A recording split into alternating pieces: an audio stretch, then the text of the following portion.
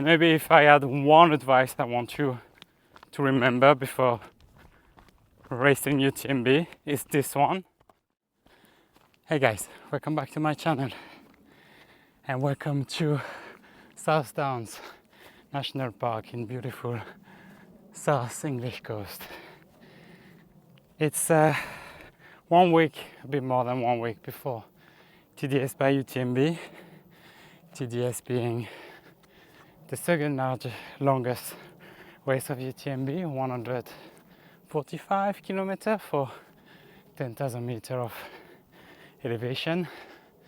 So same elevation as UTMB, but shorter distance.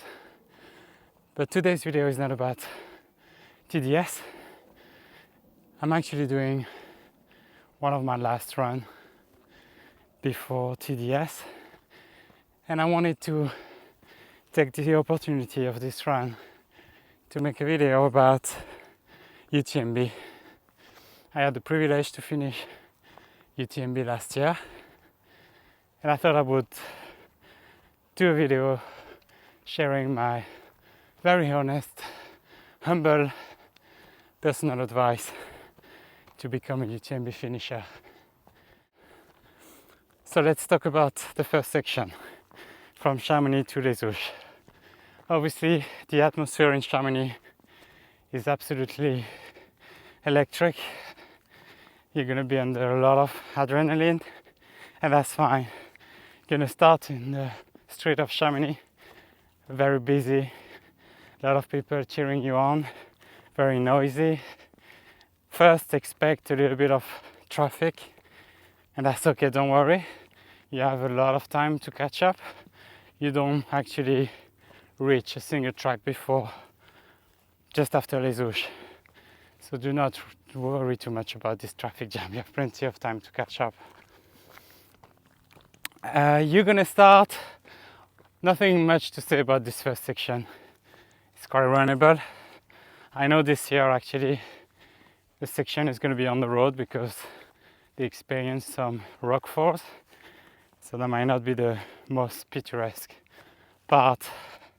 But again, just enjoy, embrace the energy. You're gonna have people all the way to Les Houches cheering you on. And yeah, that's it. You're doing your UTMB. I want to talk quickly about this section where you can read out there very often that you go too quickly. And you know what? That's going to be the case. So I'm not going to say to go all in, but also don't overthink it. My advice would be don't look at your watch. Don't look at it at all. Be conservative. Be conscious if you feel like you're really going too fast. But on the other hand, let it go. I think all this energy, all this adrenaline again, needs to be expressed. Play by feel a little bit, but don't look at your watch. Your heart rate is going to be really high. And I don't want you to start freaking out, feeling like, okay, heart rate is way too hard. This is it, I'm screwed. This is just the start. You'll have a lot of time to settle, to go back to normal. So that's it. Fairly flat, some tiny little bump, but fairly flat to Les Houches. You arrive in Les Houches, that's the first aid station. Obviously, I do not recommend to stop for too long, maybe a quick water refill if you need to. But keep going for the first little climb of the day, taking you to Col de Vorza.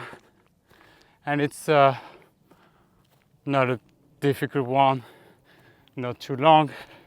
On this one, I would say please be conservative, be careful. I've seen a lot of people passing me, really bit windy. A lot of people passing me, really going for it, and I saw those same runners really cooked a bit later in the race. So first climb, it's like a warm-up.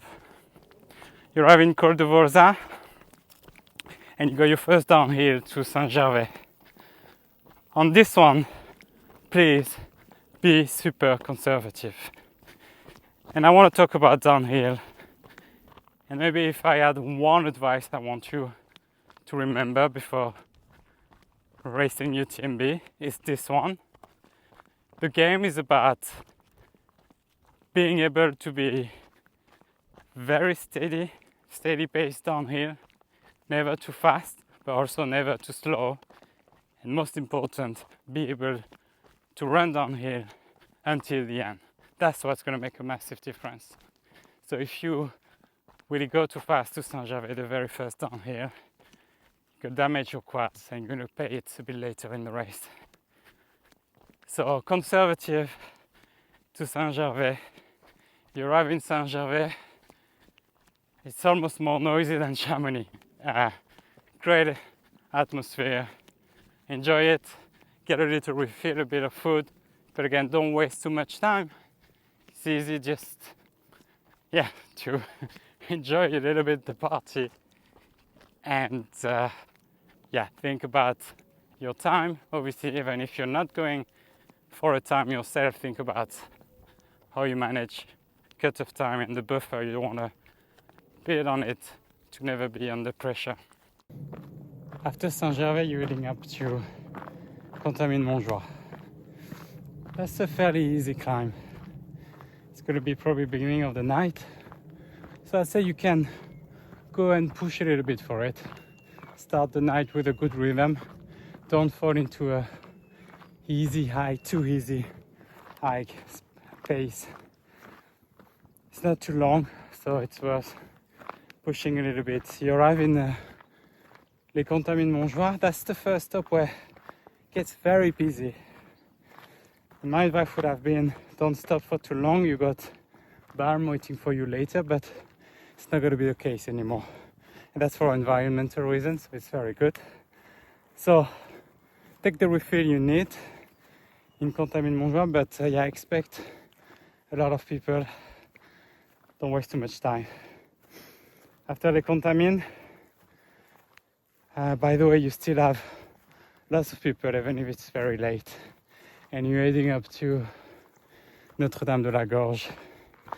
And that's one of the big experiences of the race. This is literally a party there with music, almost fireworks. People are really celebrating. So look forward to that. It's a nice experience to live. You literally feel like you are elite cyclist doing Tour de France. That's your time. The only thing I want to tell you is please be aware that after that it's over, and mentally it can be really hard.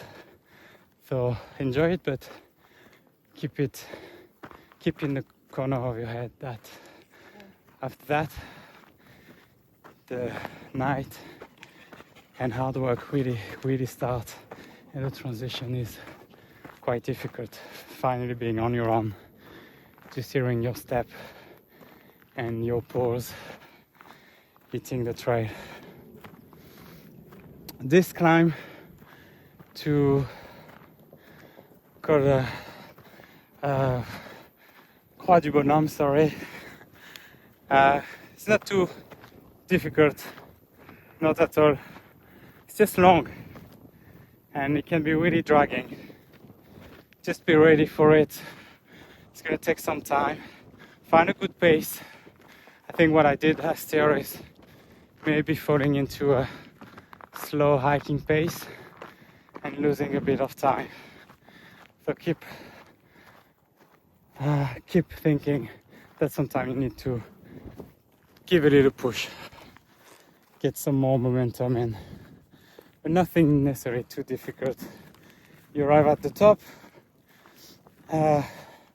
Croix du Bonhomme, and you run down here to Les Chapieux. The first bit is a little bit steep, fairly technical. Nothing is too technical at UTMB, but fairly technical, let's say. And then the second section is quite runnable. Same advice. Run, but not crazy. Keep keep in mind you want to run all the downhill of UTMB, ideally, if you can. You arrive in Les Chapieux, and I think this is where they do, every year, this is where they do their kit control. So be ready for it. I think most of the time they ask for safety blanket and see that you have battery and network on your phone. But yeah, be organized. Know where things are in your pack. Les Chapieux, I didn't stay too long because it's the middle of the night and you don't want your body to switch into night mode. So I would advise, if you can, of course, to carry on. From Les Chapieux, you go for a very similar climb. Not necessarily too hard, maybe a bit more exposed, but long, not technical at all. It's just gonna take a lot of time and it's the middle of the night. So you climb up to Col de la Seigne, and at the top of Col de la Seigne, same, very often expectations are important. This is where mentally you can break. Be aware, it's not over. You've done a big part of it. But then there is this funny little section between Col de la Seigne and Pyramides Calcaires, which is beautiful, by the way. It's a bit bumpy and rocky, and it can take a bit of time. And once again, if you thought you were at the top, you were over, those little details can crush your soul.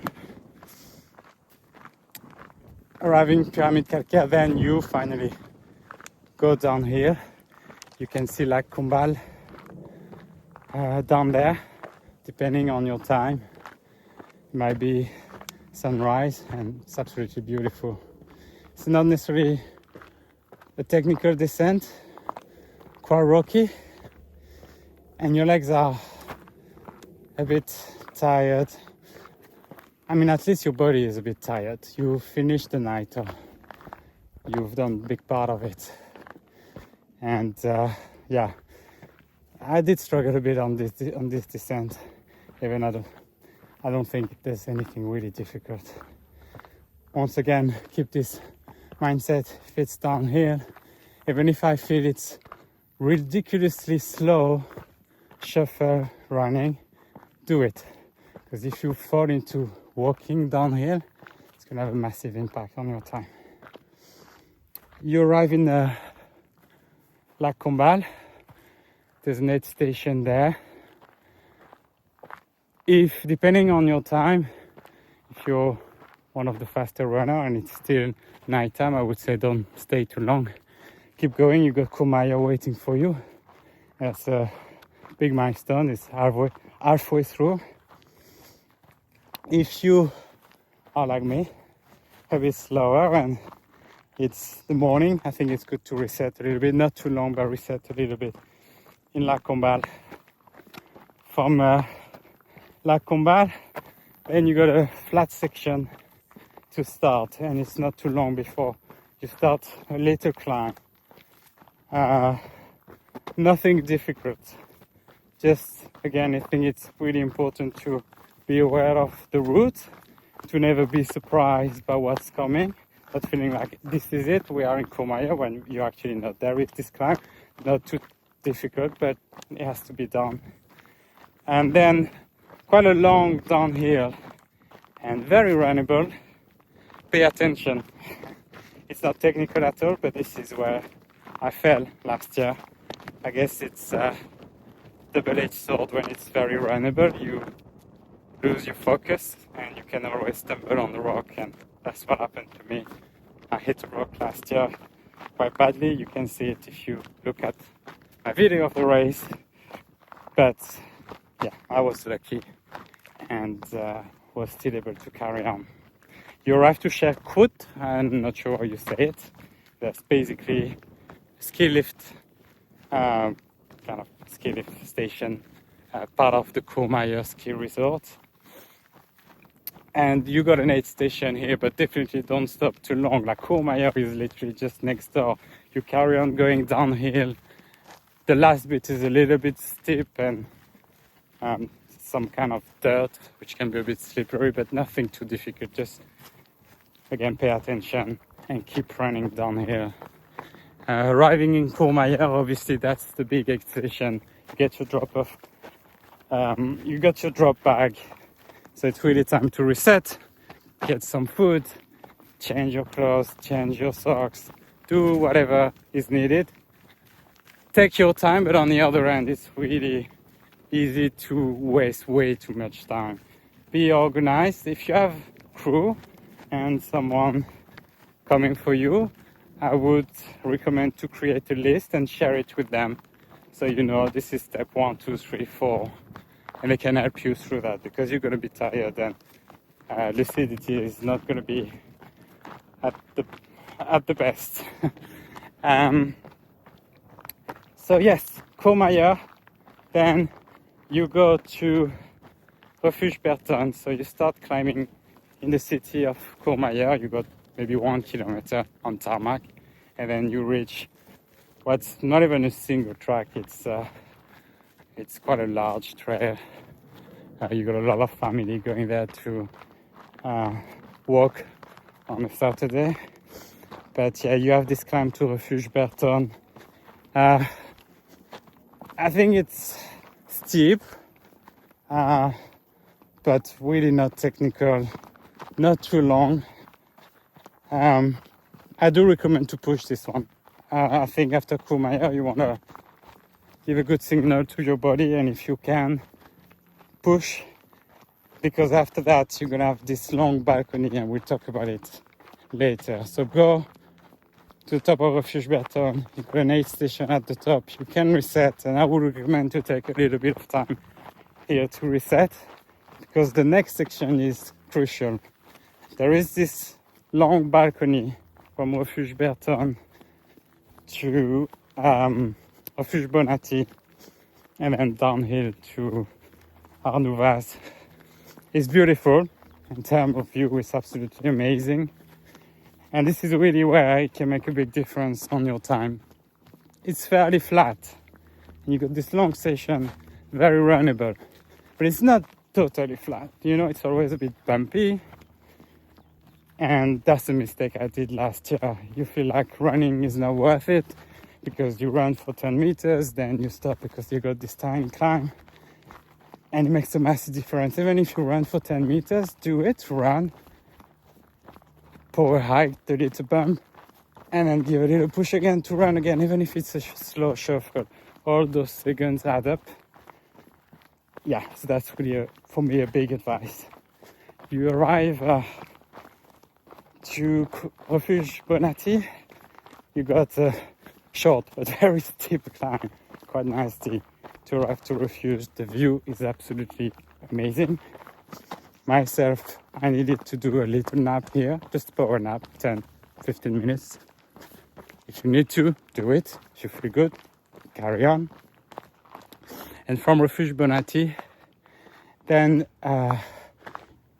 you go down to Arnouvaz, and that's a very runnable downhill section. Same advice for all downhill, keep moving. Even if your legs hurt a little bit, do this kind of easy shuffle and try to keep running downhill. In Arnouvaz, take time to reset. The most challenging climb is just ahead, and yeah, you want to get some food, hydration. It's going to be really hot, and get mentally prepared to push for this climb, which again is the most challenging of the race. So the climb is to Grand Col Ferret, and it's going to take you a while.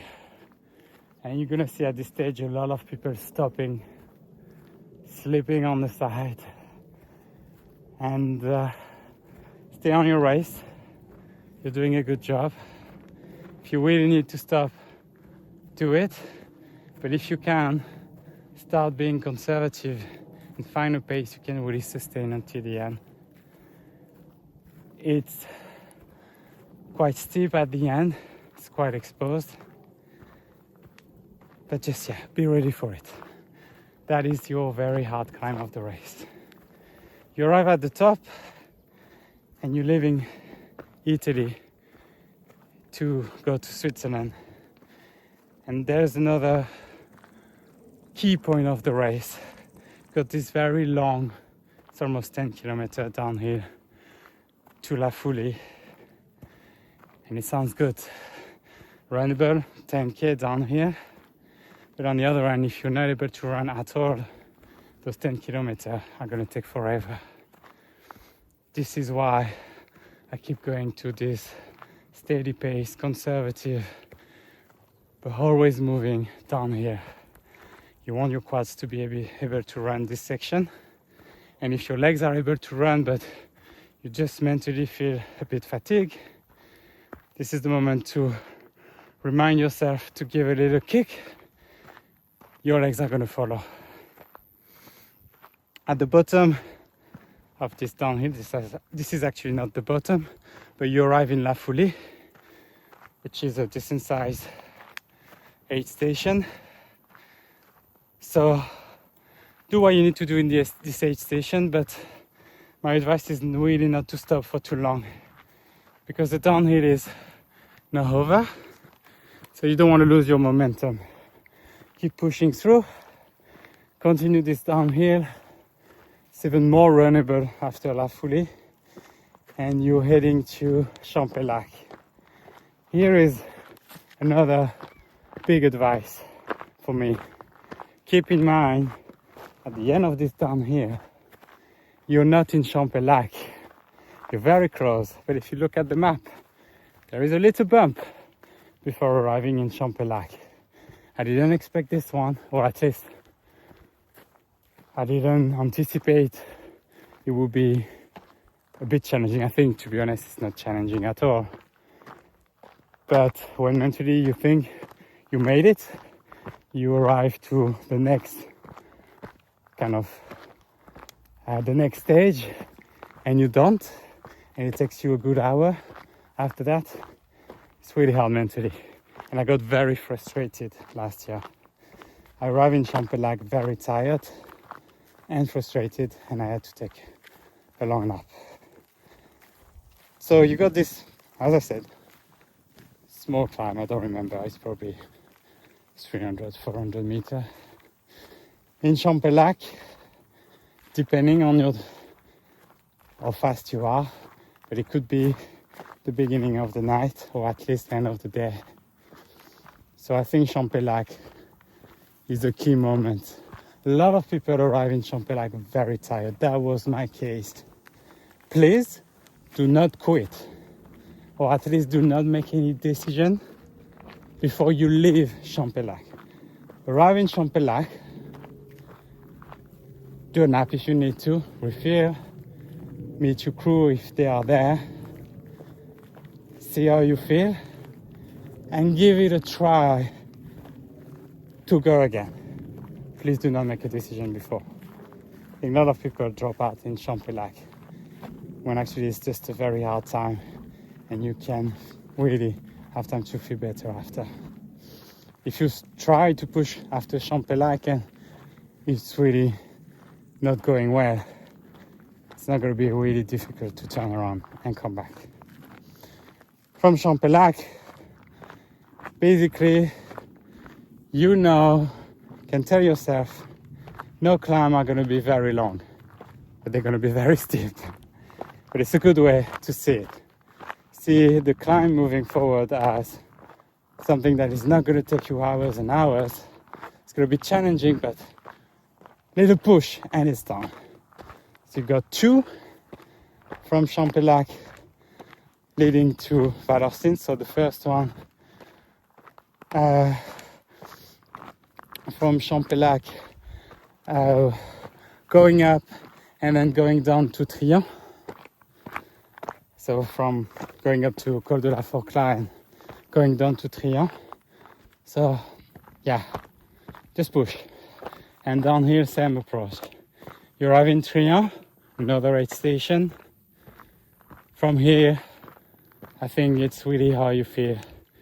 but it's fair to say you don't want to stay for too long at any aid station unless you need to sleep. From Trian, the next one is really steep, but very short. So push for it. Think about Valorcine. Valorcine is coming, and when you're in Valorcine, it's 90% of the job done. And in Valorcine, you already start to feel the vibe of Chamonix. So push to Let's-Up. From Let's-Up, you got a quite long downhill to Valorcine. Same approach. This is gonna be hard on the legs. Keep moving, do not do a slow hike if you can have this even little jog running down here to Valorcine. As I said before, in Valorcine there's really something happening. Of course you want to be very humble.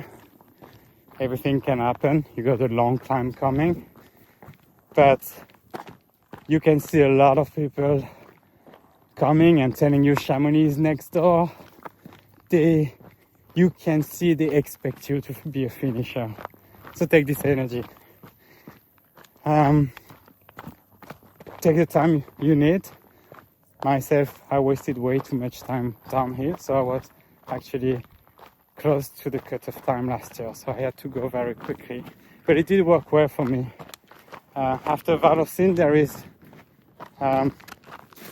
very gradual up here, and you can run it. I'm not saying you have to, but I did, and yeah, it kind of boosted my confidence, feeling I could still run a little bit up here. I was probably very slow, but it did boost my confidence, and it put me in a good place and a good mental place before attacking the last climb to La Flégère. So you start this last climb to La Flégère, see La Flégère as your first finish line. Of course, with a lot of humility. When you're in La Flégère, anything can happen and you could fall and hurt yourself. But keep in mind, La Flégère is the last cut-off time. If you pass La Flégère, there's no cut-off time for the finish. So you're going to be a finisher unless you fall, hurt yourself, or anything else. So see this very last big workout of the race. It's fairly challenging from what I remember, but yes, you got it.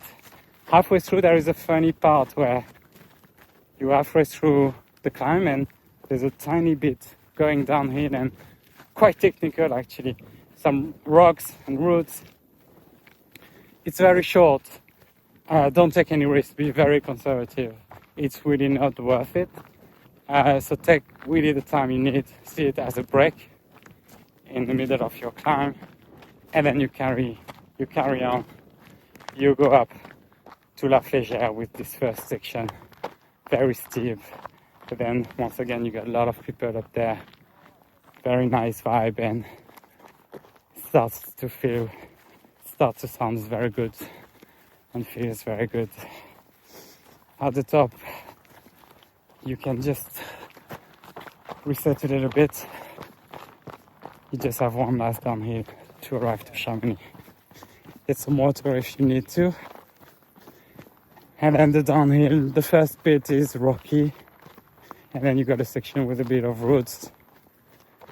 So at this stage it's just about being very conservative, unless you really have the time goal and you're very close, but otherwise just pay attention, especially the first part. And then when you pass La Floria, then it's going to be downhill, quite steep, hard for the quads, but not technical. And it's the time to start thinking about all those months training for this race and all the hours you spent and sacrifices. I think last year I missed a bit this point. I was just focusing on the finish line, and I think really this moment is your moment. Finish line is almost something you're going to share more with people the last few miles, when you know you're going to be a finisher, really enjoy every single of it and be present. You arrive in Chamonix, run along the river. You have this beautiful view to Mont-Blanc. A lot of people, whenever you finish, there's always going to be people here. And you arrive in the street of Chamonix. You almost made it. It's one of the most intense experiences of my life. Here my advice is to enjoy every single second. It goes so quickly. And look at people also. You see people screaming your name. And I remember just crossing the look of a couple of them and see how proud they are, even if they don't know you. And that's a great achievement to see that. And you arrive to this finish line, I guess, and the rest is history. Alright, I hope you enjoyed this video and it was helpful. Please feel free to comment if you feel like I missed something important. Please feel free to email me. My email is available on the YouTube channel. If you have any specific question, I'd be more than happy to take the time to respond. And if you race UTMB next week, best of luck, and please feel free to add a comment after that if you watch the video and finish the race. I would really appreciate that. Please don't forget to like, subscribe, all the things, and I'll see you very soon. Bye guys.